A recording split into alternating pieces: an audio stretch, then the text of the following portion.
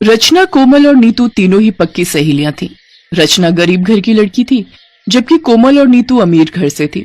तीनों ही school time से दोस्त थी। जिस स्कूल में नीतू कोमल पढ़ती थी वो बहुत ही महंगा स्कूल था, लेकिन ईडब्ल्यूएस में रचना का नाम आ जाता है, जिस कारण वो भी उनके स्कूल में पढ़ती है और वहीं वो तीनों दोस्त बन जाती हैं। स्कूल खत्म होने के बाद कोमल और नीतू आगे की पढ़ाई के लिए विदेश चली जाती हैं और गरीब रचना अपनी माँ के साथ घर के कामों में हाथ बटाती है। माँ, मेरी वजह से आपको लोगों के घरों में झाड़ू बर्तन करने पड़ते हैं और फिर रात को बैठकर इन शर्ट के धागे काटती हो। बेटी, तेरी ये गरीब माँ मेहनत नहीं करेगी तो तेरी शादी कैसे करेगी? बस एक बार तेरा घर बस जाए, फिर चाहे मैं मर जाऊं। ऐसी बात मत करो माँ, पिताजी तो मुझे छोड़कर पहले ही जा चुके हैं और अगर तुम भी चली गई तो मेरा क्या होगा? ऐसे ही समय बीतता है। ज्यादा काम करने की वजह से ममता बीमार पड़ जाती है। फिर घर चलाने के लिए रचना अपनी माँ की जगह काम करने लगती है। कुछ महीने ममता ऐसे ही बिस्तर पर पड़ी रहती है। फिर एक दिन ममता रचना से कहती है, बेटी, तू तो मेरी हालत देख ही रही है। मेरी मान तो अब तू शादी कर ले, अपने हाथों से तेरी शादी कर जाऊं, बस यही आखिरी इच्छा है। ठीक है माँ, तुम जिससे कहोगी मैं शादी कर लूंगी। रचना दिखने में सुंदर थी, इसलिए उसकी शादी एक घर में तय हो जाती है। बहन जी, हमें दहेज में कुछ नहीं चाहिए, लेकिन आप बस हमारे बारातियों का स्वागत अच्छे से कर देना। ठीक है जी। रचना की शादी पक्की हो जाती है और वो अपनी सहेलियों को फोन करके बताती है। रचना, क्या तेरी शादी पक्की हो गई और तू ये बात हमें अब बता रही है? हम कल ही वापस आ रहे हैं। दोनों सहेलियां देश वापस लौट आती हैं और रचना से मिलने आती हैं। अच्छा बता रचना, तू अपनी शादी की शॉपिंग कहाँ से कर रही है? मैं ऊपर से अपनी गरीब किस्मत लिखवा कर लाई हूँ बहन, और हम गरीबों के नसीब में ये लहंगा नहीं होता। शादी की तैयारियों में और बारातियों के स्वागत में माँ की सारी जमा पूंजी खत्म हो गई, इसलिए मेरी माँ की शादी की साड़ी रखी है, मैं वही पहन लूंगी। ये कहते हुए रचना की आंखों में आंसू आ जाते हैं। कोमल और नीतू उससे मिलने के बाद अपने घर आ रही होती हैं। रचना अपनी शादी से बिल्कुल भी खुश नहीं है।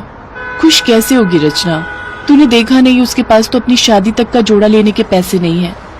अब हम दोनों सहेलियों को मिलकर ही अपनी गरीब सहेली की शादी को खुशियों से भरना होगा। अगले दिन कोमल और नीतू एक बड़े से मॉल जाती हैं, जहां से वो बहुत ही सुंदर ब्राइडल लहंगा, उसकी मैचिंग ज्वेलरी और सैंडल खरीदती हैं।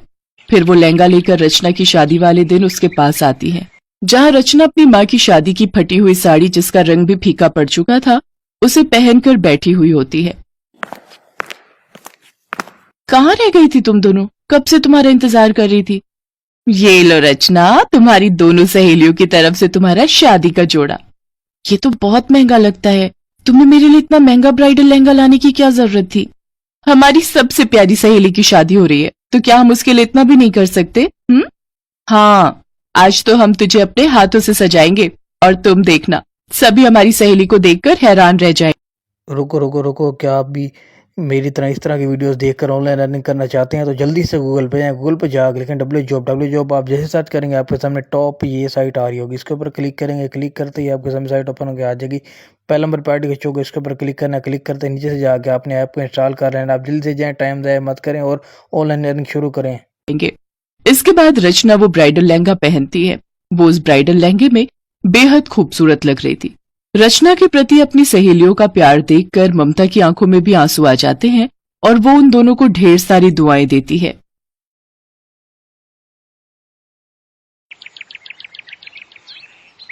क्या कर रही है मेरी गुड़िया?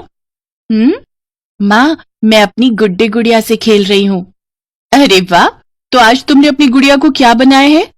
माँ, आज ना मैंने अपनी गुड़िया को दुल्हन बनाया है और मैं अभी उसकी शादी करा रही हूँ।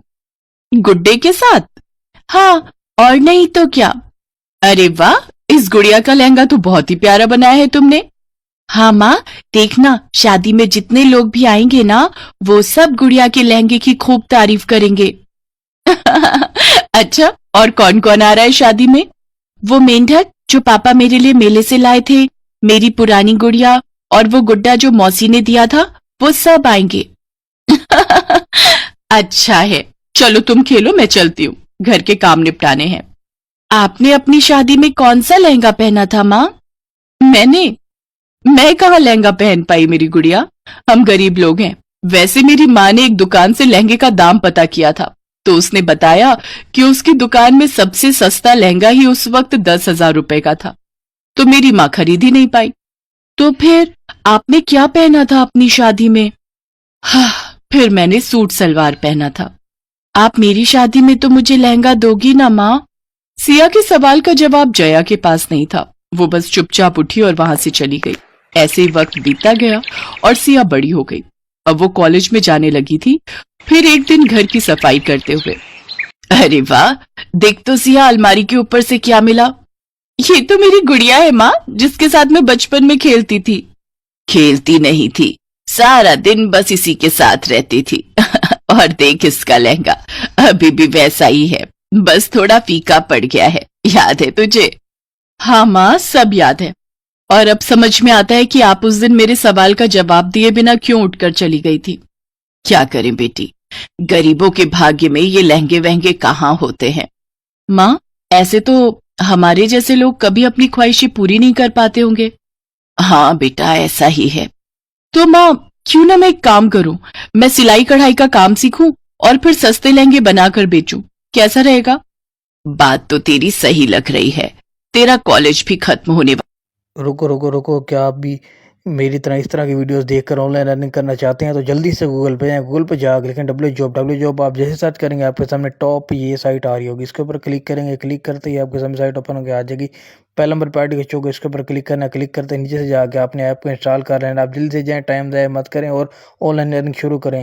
वाला है। मैं आज ही तेरे पापा से बात करती हूँ। सिया का आइडिया उसकी माँ जया को भा गया था और उसके पिता जनक राम को भी अच्छा लगा। कुछ दिन बाद ही सिया ने शहर में एक सरकारी इंस्टीट्यूट में दाखिला ले लिया, जहाँ सिलाई कढ़ाई का काम सिखाया जाता था। 1 साल तक सिया ने पूरी लगन और मेहनत के साथ सिलाई कढ़ाई का काम सीखा और फिर एक दिन, कितनी खुशी की बात है, आज हमारी बिटिया अपनी दुकान खोल रही है। हाँ भाई सिया, हमें तुम पर बहुत गर्व है बेटी। पर एक बात समझ नहीं आई कि लहंगे तो इतने महंगे बिकते हैं, तो फिर तुम उन्हें सस्ते में कैसे तैयार करोगी? आपने बहुत अच्छा सवाल पूछा है पापा। देखिए, कोई जीवन में एक बार ही शादी करता है तो वो शादी में खर्चा करने से पीछे नहीं हटता। बस इसी का फायदा उठाते हैं शोरूम वाले। सामान लगाएंगे 25,000 का और लहंगा बेचेंगे 1 लाख का। मेरी कोशिश रहेगी कि मैं 2-3 हजार में लहंगा बनाऊं और उसे 4-5 हजार का बेचूं। इतनी समझदारी कैसे आ गई तुझ में? आपके साथ रहते रहते। उस दिन के बाद से सिया की जिंदगी बदल गई। वो पूरी तरह से अपनी दुकान में ही रम गई। वो खूब मेहनत करती और हर रोज एक नया लहंगा तैयार करती। उसके डिजाइन बहुत ही प्यारे थे। धीरे धीरे लोग उससे आकर लहंगे खरीदने लगे। जब वो लहंगों के रेट सुनते तो हैरान रह जाते और बाकी लोगों को भी सिया की दुकान के बारे में बताते। एक दिन एक मोटरसाइकिल सिया की दुकान के सामने आकर रुकी। हाय, आप सिया हो? हाँ जी, बताइए। मेरा नाम निशांत है। मुझे पता चला कि आप सस्ते और बहुत ही अच्छे लहंगे बनाते हो। ओह, तो आपको लहंगा चाहिए? नहीं, देखिए मेरे पास एक जबरदस्त प्लान है। देखिए, आप भी जानती हैं कि शोरूम वगैरह में लहंगे कितने महंगे मिलते हैं, हर आदमी उन्हें खरीद नहीं पाता। पर वैसे ही लहंगे आप 3-4 गुना कम कीमत में बेच रही हैं। क्यों ना हम आपके इन लहंगों को पूरे देश में सप्लाई करें, सस्ती कीमतों पर। आपकी बात अच्छी तो लग रही है, पर मैं अकेली कितने लहंगे बनाऊंगी और हम उसे बेचेंगे कैसे? मिस सिया, डोंट वरी, मैं भी आपकी तरह एक गरीब घर से आता हूँ। थोड़ा मोड़ा कंप्यूटर और वेबसाइट के बारे में जानता हूँ। हम अपनी एक वेबसाइट बनाएंगे और सारे लहंगे आप क्यों बनाओगी, इसके लिए भी मेरे पास एक आइडिया है। जितने लोगों ने आपके साथ ये काम सीखा था, उन्हें आप अपने साथ जोड़िए ना। उनका भी भला होगा, गरीबों का भी भला होगा और आप और हम भी 2-4 पैसे कमा लेंगे। निशांत बहुत ही स्मार्ट लड़का था। उसका आइडिया सिया को भा गया। सिया ने कुछ देर सोचने के बाद उसे हाँ कर दिया। दोनों ने मिलकर उन सारे लोगों को फोन लगाया जिन्होंने सिया के साथ सिलाई कढ़ाई का काम सीखा था। सारे लोग खुशी खुशी मान गए।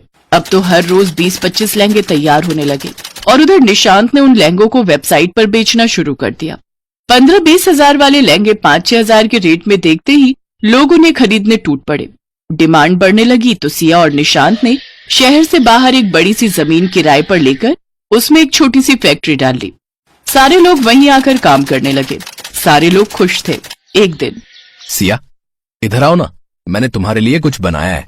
निशांत के हाथ में एक पैकेट था जो उसने सिया को दे दिया। तभी वहां फैक्ट्री के सारे लोग आ गए। वो सभी सिया के दोस्त थे। उस पैकेट को जैसे ही सिया ने खोला, उसमें एक बहुत ही सुंदर ब्राइडल लहंगा था। अरे वाह, ये तो बहुत ही खूबसूरत है। ये किसने डिजाइन किया? ये डिजाइन तो बहुत बिकेगा। सिया, अब ये बेचने के लिए नहीं है, ये मैंने अपने हाथ। रुको रुको रुको